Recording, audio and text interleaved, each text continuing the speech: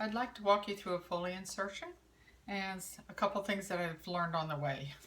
I was able to get one at work that they opened but then didn't need, so I was able to bring it home. So it's nice that I can actually use a real one.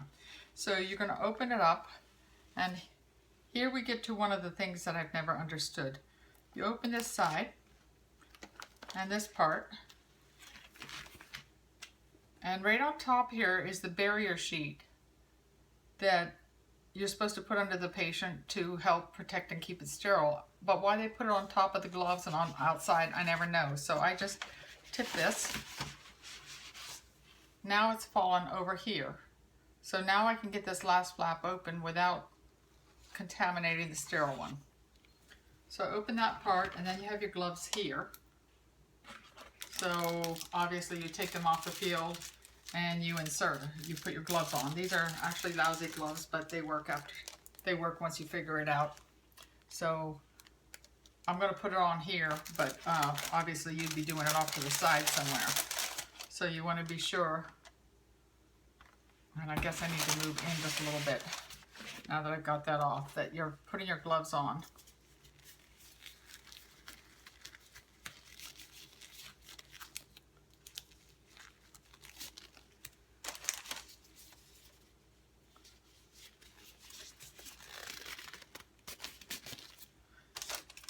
Now you have your Foley kit. So this is the part that's going to go over the perineum and expose the labia for you, or the penis. So put that to the side, and you have your pack for with your betadine, and you have your little urine, which doesn't matter. Now you also have your syringe with your saline for the balloon, and they do recommend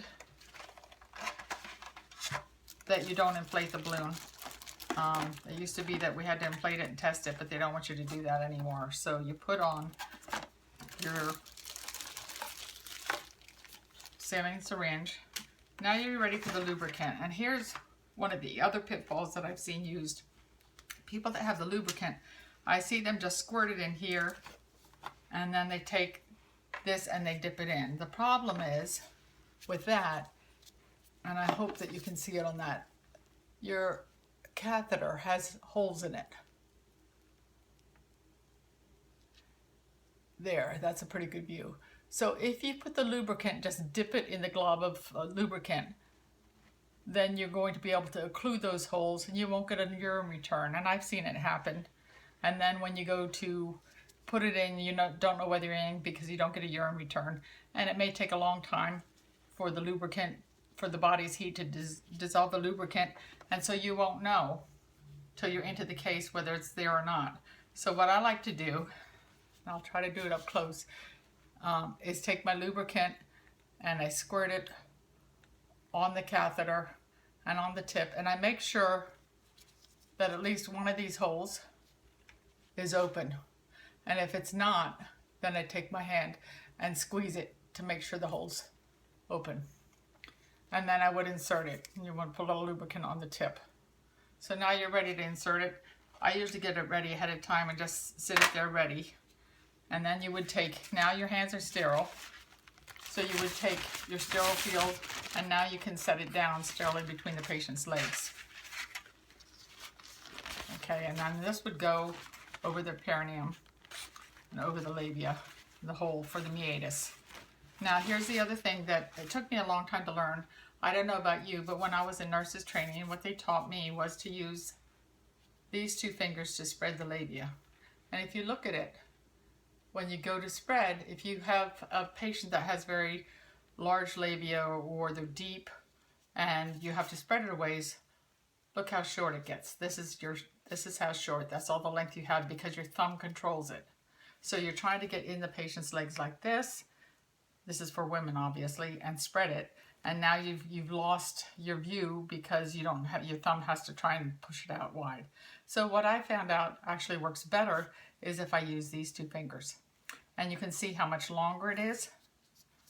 That I can spread a labia, I can spread a woman that is large and has large labia or is really deep.